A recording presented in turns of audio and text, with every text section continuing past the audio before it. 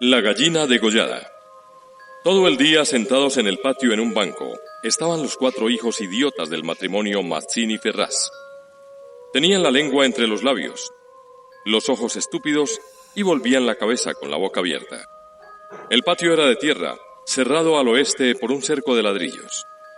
El banco quedaba paralelo a él, a 5 metros, y allí se mantenían inmóviles, fijos los ojos en los ladrillos.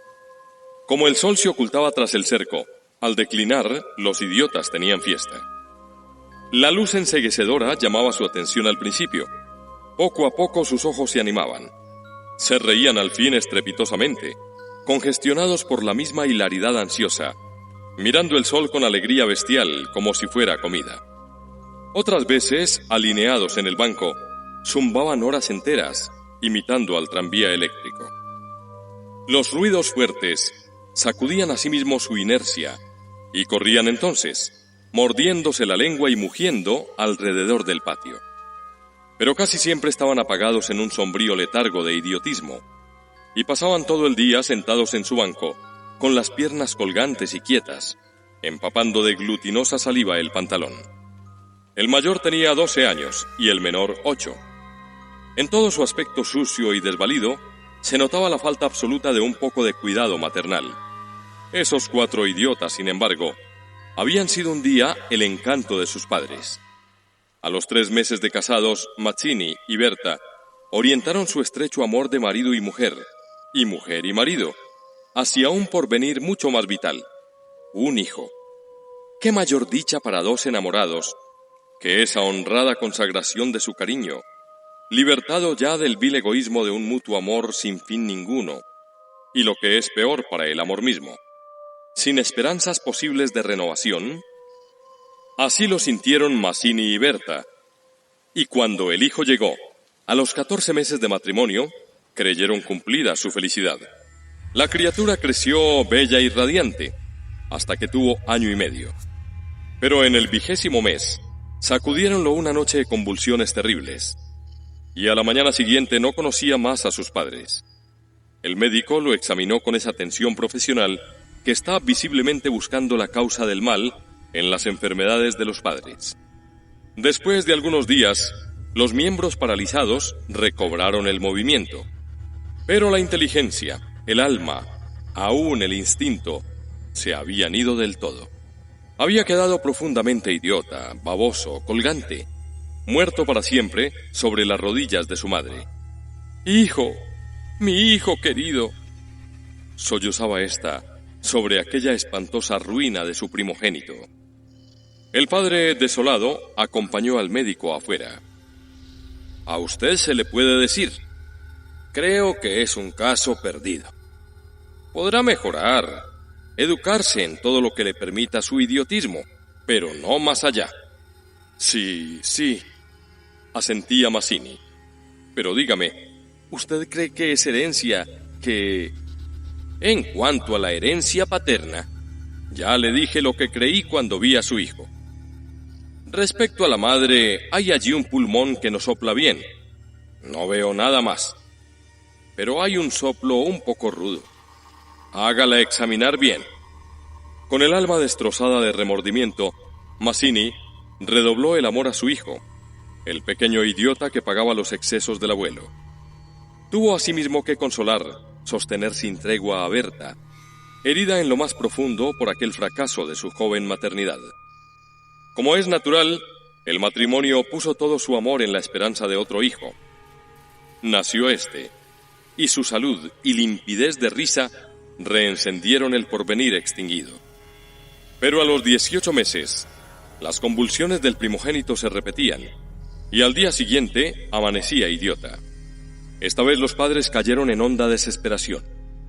Luego su sangre, su amor, estaban malditos. Su amor sobre todo.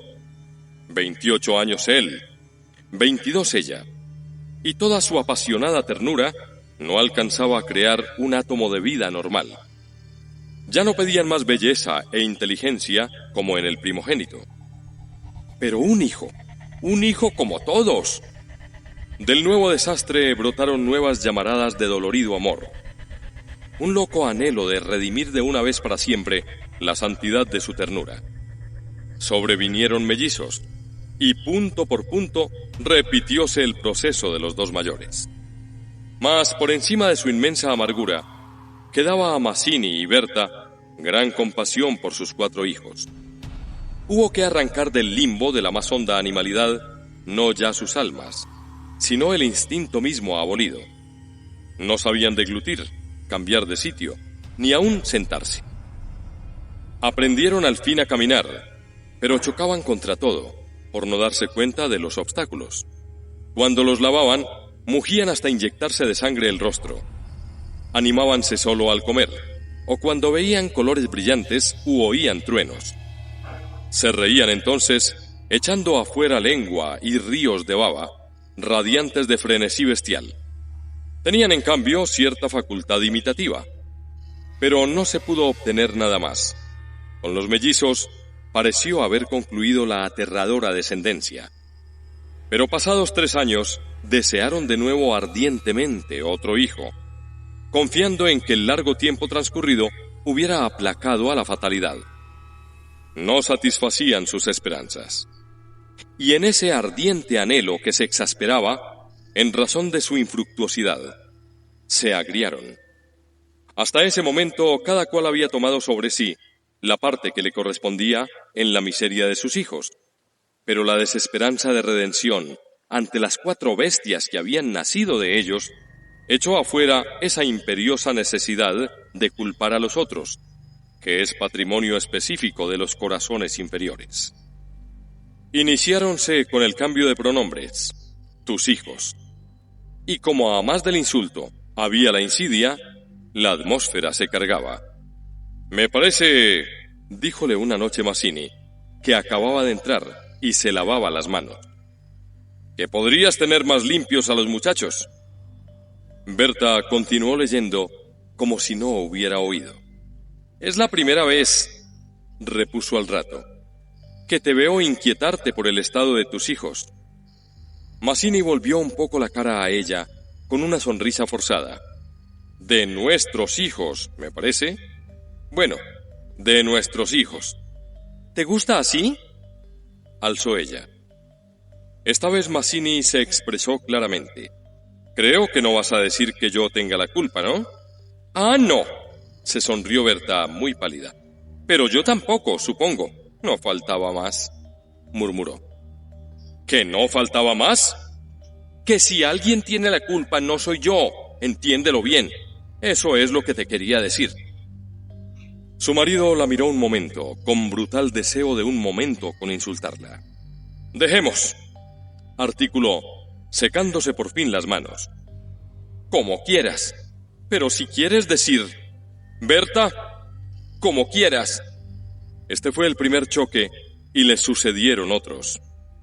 Pero en las inevitables reconciliaciones, sus almas se unían doble arrebato y locura por otro hijo. Nació así una niña. Vivieron 2 años con la angustia a flor de alma, esperando siempre otro desastre. Nada acaeció, sin embargo, y los padres pusieron en ella toda su complacencia, que la pequeña llevaba a los más extremos límites del mimo y la mala crianza. Si aún en los últimos tiempos Berta cuidaba siempre de sus hijos, al nacer Bertita, olvidóse casi del todo de los otros. Su solo recuerdo la horrorizaba, como algo atroz que la hubieran obligado a cometer. A Mazzini, bien que en menor grado, pasábale lo mismo. No por eso la paz había llegado a sus almas. La menor indisposición de su hija echaba ahora afuera, con el terror de perderla, los rencores de su descendencia podrida. Habían acumulado y él, sobrado tiempo, para que el vaso no quedara distendido, y al menor contacto el veneno se vertía afuera. Desde el primer disgusto emponzoñado, habíase perdido el respeto. Y si hay algo a que el hombre se siente arrastrado con cruel fruición, es cuando ya se comenzó a humillar del todo a una persona. Antes se contenían por la mutua falta de éxito. Ahora que éste había llegado, cada cual, atribuyéndolo a sí mismo, sentía mayor la infamia de los 4 engendros que el otro habíale forzado a crear. Con estos sentimientos, no hubo ya para los 4 hijos mayores afecto posible. La sirvienta los vestía, les daba de comer, los acostaba, con visible brutalidad. No los lavaban casi nunca. Pasaban casi todo el día sentados frente al cerco, abandonados de toda remota caricia. De este modo, Bertita cumplió 4 años. Y esa noche, resultado de las golosinas que era a los padres absolutamente imposible negarle, la criatura tuvo algún escalofrío y fiebre. Y el temor a verla morir o quedar idiota tornó a reabrir la eterna llaga. Hacía 3 horas que no hablaban, y el motivo fue, como casi siempre, los fuertes pasos de Mazzini. ¡Mi Dios! ¿No puedes caminar más despacio? ¿Cuántas veces? Bueno, es que me olvido. Se acabó. No lo hago a propósito. Ella se sonrió desdeñosa. No, no te creo tanto. Ni yo jamás te hubiera creído tanto a ti, tisiquilla. ¿Qué? ¿Qué dijiste? Nada. Sí, te oí algo. Mira, no sé lo que dijiste, pero te juro que prefiero cualquier cosa a tener un padre como el que has tenido tú. Mazzini se puso pálido. Al fin, murmuró con los dientes apretados. Al fin, víbora, has dicho lo que querías. Sí, víbora, sí. Pero yo he tenido padres sanos, ¿oyes? ¡Sanos! Mi padre no ha muerto de delirio. Yo hubiera tenido hijos como los de todo el mundo. Esos son hijos tuyos, los 4 tuyos. Mazzini explotó a su vez. ¡Víbora tísica! Eso es lo que te dije. Lo que te quiero decir. Pregúntale al médico quién tiene la mayor culpa de la meningitis de tus hijos. ¿Mi padre o tu pulmón picado, víbora? Continuaron cada vez con mayor violencia, hasta que un gemido de Bertita selló instantáneamente sus bocas. A la 1 de la mañana la ligera indigestión había desaparecido, y como pasa fatalmente con todos los matrimonios jóvenes que se han amado intensamente una vez siquiera, la reconciliación llegó, tanto más efusiva cuanto hirientes fueran los agravios. Amaneció un espléndido día, y mientras Berta se levantaba, escupió sangre. Las emociones y mala noche pasada tenían sin duda gran culpa. Mazzini la retuvo abrazada largo rato, y ella lloró desesperadamente, pero sin que ninguno se atreviera a decir una palabra. A las 10 decidieron salir, después de almorzar. Como apenas tenían tiempo, ordenaron a la sirvienta que matara una gallina.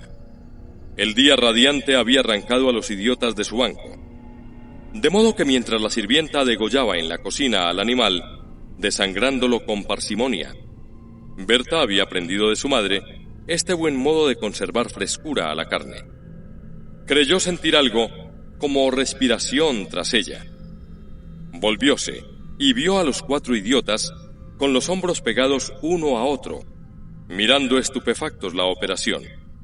Rojo, rojo. Señora, los niños están aquí en la cocina.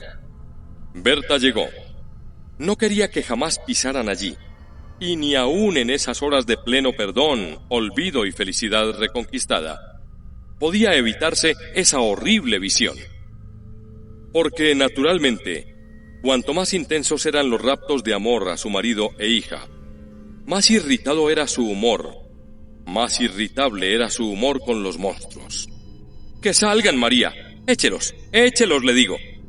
Las 4 pobres bestias, sacudidas, brutalmente empujadas, fueron a dar a su banco. Después de almorzar salieron todos. La sirvienta fue a Buenos Aires, y el matrimonio a pasear por las quintas. Al bajar el sol volvieron, pero Berta quiso saludar un momento a sus vecinas de enfrente. Su hija escapóse enseguida a casa. Entretanto, los idiotas no se habían movido en todo el día de su banco. El sol había traspuesto ya el cerco, comenzaba a hundirse, y ellos continuaban mirando los ladrillos más inertes que nunca. De pronto, algo se interpuso entre su mirada y el cerco. Su hermana, cansada de 5 horas paternales, quería observar por su cuenta. Detenida al pie del cerco, miraba pensativa la cresta. Quería trepar, eso no ofrecía duda. Al fin decidióse por una silla desfondada, pero faltaba aún. Recurrió entonces a un cajón de querosene, y su instinto topográfico hízole colocar vertical el mueble, con lo cual triunfó. Los 4 idiotas, la mirada indiferente, vieron cómo su hermana lograba pacientemente dominar el equilibrio.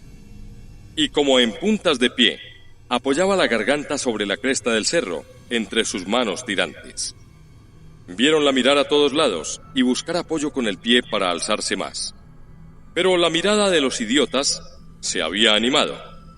Una misma luz insistente estaba fija en sus pupilas. No apartaban los ojos de su hermana, mientras creciente sensación de gula bestial iba cambiando cada línea de sus rostros. Lentamente avanzaron hacia el cerco. La pequeña, que habiendo logrado calzar el pie, iba ya a montar a horcajadas y a caerse del otro lado seguramente, sintióse cogida de la pierna. Debajo de ella, los 8 ojos clavados en los suyos le dieron miedo. ¡Soltame! ¡Déjame! Gritó sacudiendo la pierna, pero fue atraída. ¡Mamá! ¡Ay, mamá! ¡Mamá! ¡Papá! Lloró imperiosamente. Trató aún de sujetarse del borde, pero sintióse arrancada y cayó. ¡Mamá! ¡Ay, No pudo gritar más. Uno de ellos le apretó el cuello, apartando los bucles como si fueran plumas, y los otros la arrastraron de una sola pierna hasta la cocina, donde esa mañana se había desangrado a la gallina. Bien sujeta, arrancándole la vida segundo por segundo. Mazzini, en la casa de enfrente, creyó oír la voz de su hija. «Me parece que te llama», le dijo a Berta. Prestaron oído inquietos, pero no oyeron más. Con todo, un momento después se despidieron, y mientras Berta iba a dejar su sombrero, Mazzini avanzó en el patio. «¡Bertita!». Nadie respondió. «¡Bertita!». Alzó más la voz ya alterada. Y el silencio fue tan fúnebre para su corazón, siempre aterrado, que la espalda se le heló de horrible presentimiento. «¡Mi hija! ¡Mi hija!». Corrió ya desesperado hacia el fondo, pero al pasar frente a la cocina, vio en el piso un mar de sangre. Empujó violentamente la puerta entornada y lanzó un grito de horror. Berta, que ya se había lanzado corriendo a su vez al oír el angustioso llamado del padre, oyó el grito y respondió con otro. Pero al precipitarse en la cocina, Mazzini, lívido como la muerte, se interpuso conteniéndola. «¡No entres! ¡No entres!». Berta alcanzó a ver el piso inundado de sangre. Solo pudo echar sus brazos sobre la cabeza y hundirse a lo largo de él con un ronco suspiro.